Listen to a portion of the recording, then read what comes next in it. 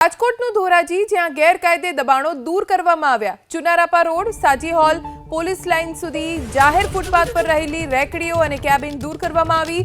ધોરાજી પ્રાંત ઓફિસર, નગરપાલિકાના chief officer સહિતના સ્ટાફે ચુસ્ત પોલીસ બંદોબસ્ત સાથે દબાણો દૂર કરવાની કાર્યવાહી હાથ ધરી।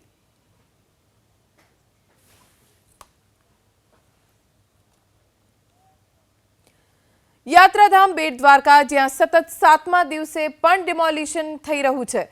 નંદઘર વિસ્તાર અને હનુમાન દાંડી રોડ પર બુલડોઝર ફરી વળ્યું। ચુસ્ત પોલીસ બંદોબસ્ત વચ્ચે મેગા ડિમોલિશનની કાર્યવાહી યથાવત છે। 7 દિવસથી આ કામગીરી થઈ રહી છે।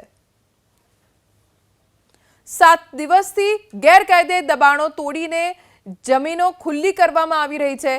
આજે પણ ચુસ્ત પોલીસ બંદોબસ્ત સાથે પ્રશાસનની ટીમ પહોંચી અને ગેરકાયદે દબાણો દૂર કરવામાં આવ્યા। અગાઉ આ દબાણ દૂર કરવા માટે નોટિસ આપવામાં આવી હતી।